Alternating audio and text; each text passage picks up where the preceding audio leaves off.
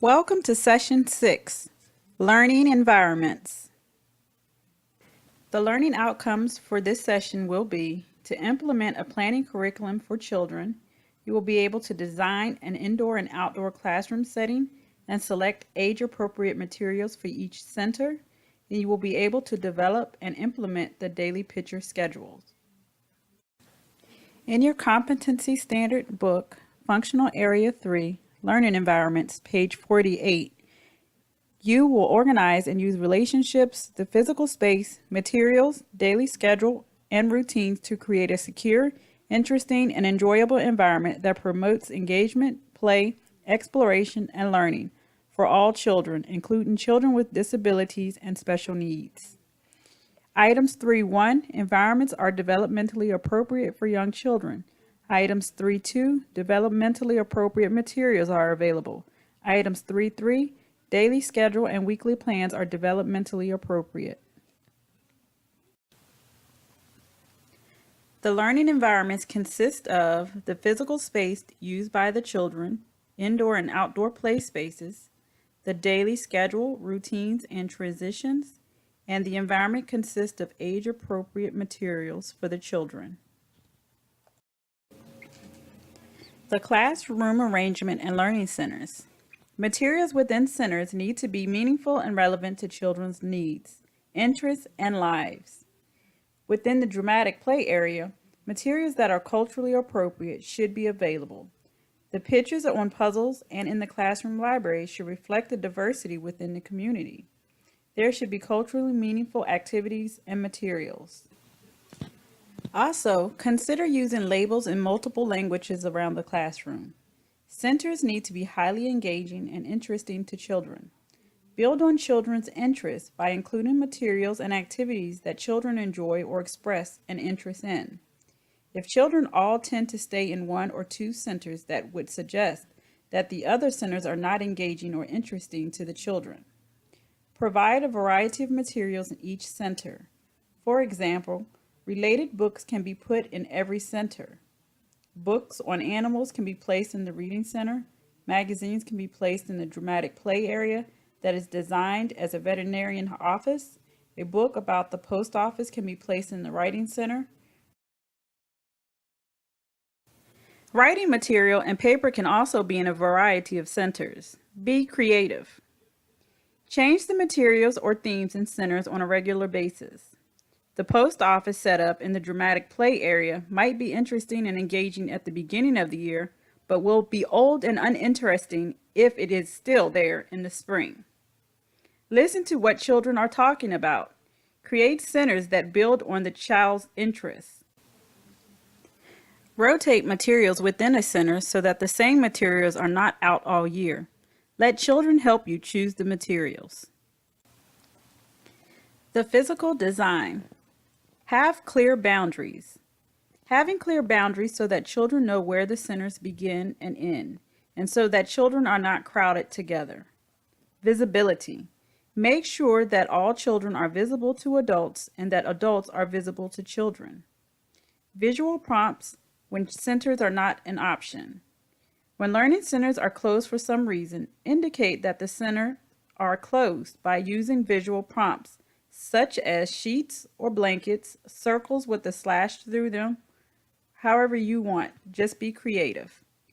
Adequate number of centers.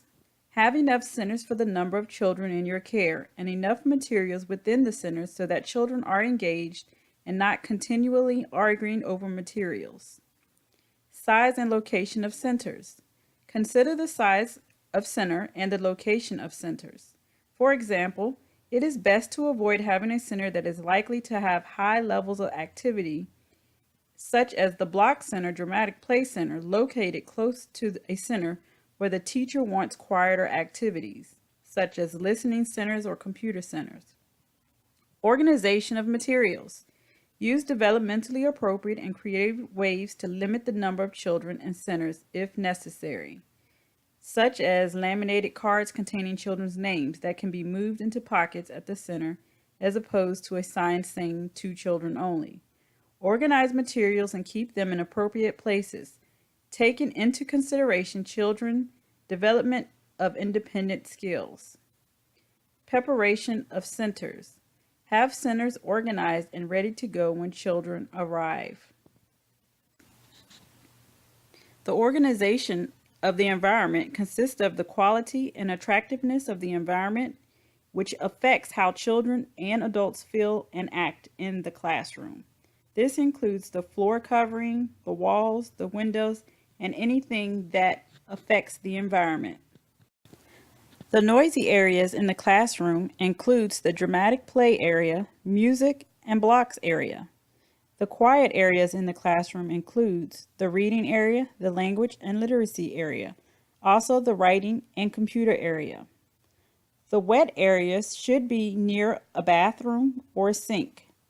If the room does not have a bathroom or a sink inside, place the wet region near the door so that children have access to the bathroom or sink. This area includes tables for eating, sand and water, art, any messy play, and diapering and toileting, if applicable. The floor should be an easy to clean surface, such as towel. Dry areas, such as carpeted areas, including manipulatives, music, dramatic play, reading, language, and literacy, science, math, and writing. A place to begin is to take a designer's look. Take a few moments to think about your classroom. In the past, your view of the classroom environment probably has been focused on the functions of the space. Begin to look closer at the factors that influence the design and appearance of your space. Do you want to create a beautiful environment for you and your children in your class? This simple 10 steps will help you begin to see your class in new ways. When you enter the classroom, do you see an attractive space? Do children have a place that feels like home? Is there a neutral background with color providing accents? Are children's materials grouped together in attractive ways? How many different textures are there in your class space? Do you have rugs and pillows to soften the space? Did you display children's work in an attractive, organized way? Have you discovered the way light enters your room during the day? Do you have living plants in the classroom? Are interesting items hanging from the ceiling? In your classroom, you should establish well-defined learning areas. Create soft, cozy areas for quiet, solitary play. Adapt for special needs. Provide personal storage. Label cubbies with children's names and pictures. Materials should be accessible for the children. Display materials related to current themes and/or topics.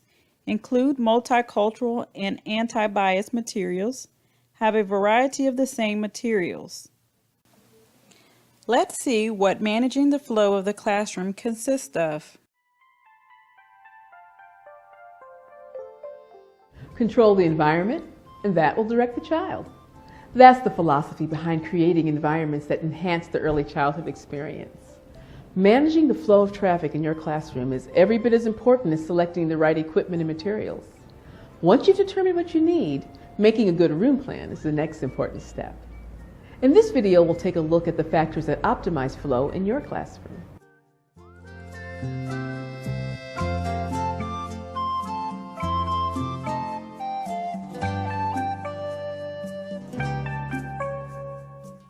Providing clear paths around centers automatically directs traffic, as demonstrated in this preschool model room plan, and again in this older toddler room plan. It's wise to place centers in such a way to break up open spaces, which controls speeds and makes for a calmer classroom. Make sure adults have clear sight lines by keeping taller storage units away from the center of the room. Place active play centers near each other, as seen in this younger toddler room plan, and quieter play centers near each other. This allows children to engage in playful learning without undue distraction. As you can see in this pre-K room plan, the block play and dramatic play centers are on one side of the room, and the cozy corner and reading center are on the other side. It's good to have as much space as possible between the two areas. Messy centers, like art and science, are best near a sink and on a floor surface that is easy to clean.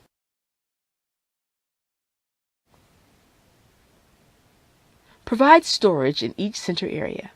This allows children to select materials and clean up without creating a traffic jam.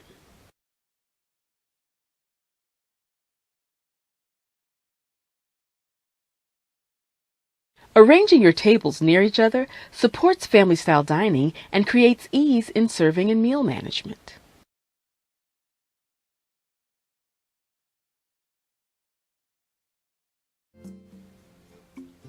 With just a few low-tech tools, you can create a flow plan for your room. Remember, establish clear traffic paths, break up open spaces, ensure that adults have a clear view of the room. Be aware of active and quiet center placement. Manage your messy centers. Place tables near each other to make family-style dining easier to manage. Now make your plans a reality.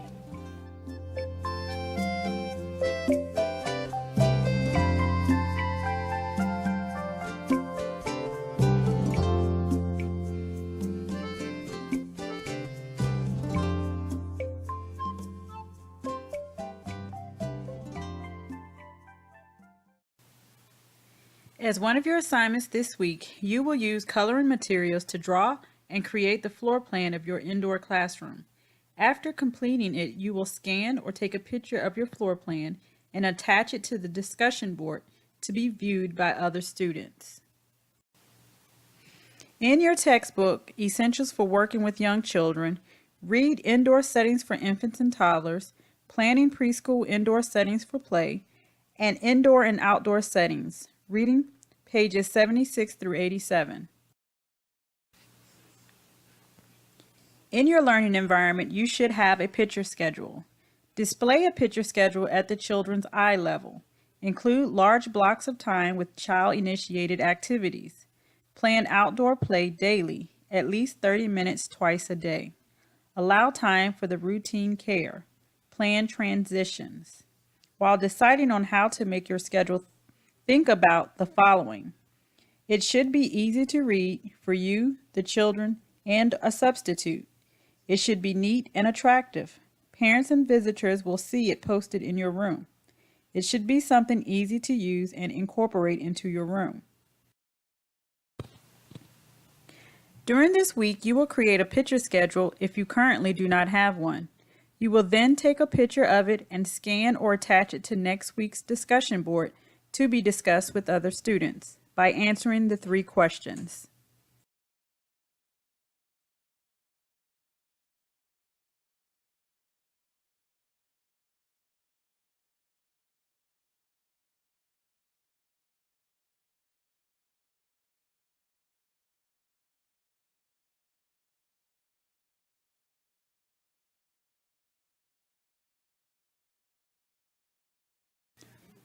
During transitions, keep children engaged while transitioning from one activity to the next.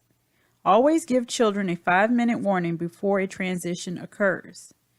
Convert the transition into a learning activity. Convert the transition into a game. Allow children to leave out their work for future play. Avoid completing transitions as a full group.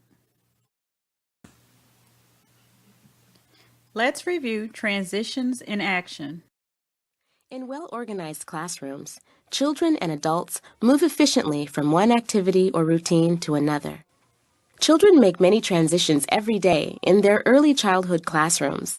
Every classroom has its own schedule of activities. Regardless, the children move from activity to activity, from circle time to the interest areas to the playground, and back inside to use the bathroom, wash hands, then eat at the snack table, and regroup again for story time or music and on and on.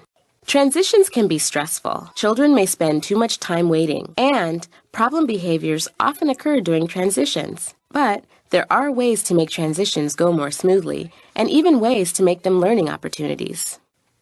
To help plan for better transitions, it can be helpful to think about what to do before the transition, during the transition, and following the transition. Here are a few things to think about before the transition. Plan a daily schedule of activities that minimizes the number of transitions the children need to make, particularly the number of transitions in which all of the children have to do the same thing at the same time. And include your transition plan in your schedule. Plan ahead so that the adults in the room know their role during the transitions. And plan and prepare cues, including visual supports, that help children understand what's expected during the transition. Where would you like to go? What's that called again? The kitchen. The kitchen. What are you going to do in the kitchen? You're going to do some cooking. Okay, maybe next to you I can see something that you're cooking. There are also some ways that teachers help children during the transition. They sing songs or play word games with the children while they are making the transition. They also allow children enough time to finish or store their work before moving on to the next activity. And they plan for those children who finish quickly or get to the next activity early. Give these children something to do while they are waiting for the rest of the children, or make sure there is an adult ready to receive them and get the next activity going. Are you using the computer or are you writing on the lab board? I'll write it on the map. Okay, so let's take your pass over to the cozy area. Take your pass with you to the cozy area. All right? Because someone else may want to use the computer. Okay? Learning how to make transitions can be difficult.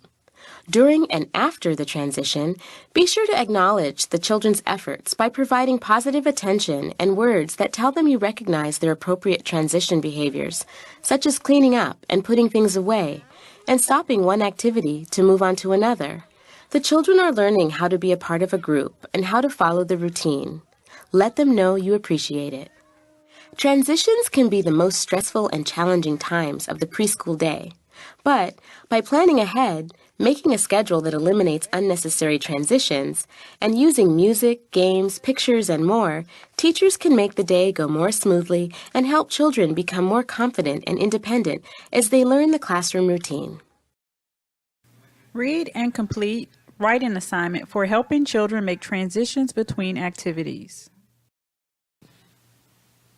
For this week's assignments, you will read in your textbook, Essentials for Working with Young Children, pages 76 through 107. You will also read an article, Helping Children Make Transitions Between Activities, and then write a paper reviewing the article, 150 to 300 words. You will then create a picture schedule if you currently do not have one, and next week you will submit it by attaching it to the discussion board to be reviewed by other students, answering 3 questions. You will also draw out a floor plan of your current classroom and attach it to this week's discussion board.